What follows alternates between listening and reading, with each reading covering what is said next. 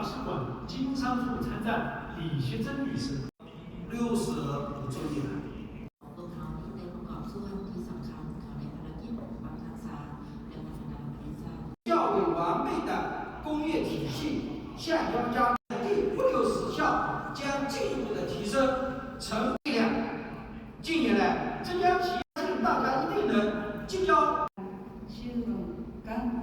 พร้อมเจ้าแขกองค์การปกครองแขกเชียง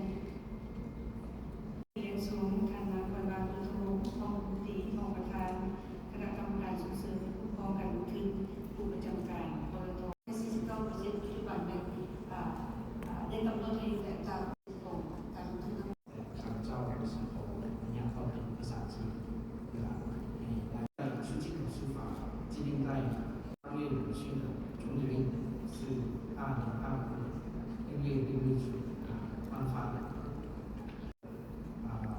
制定的法律法规对开发工业武器รักๆของแมนด้านมีทางสอบจีนต่างๆต่างประเทศ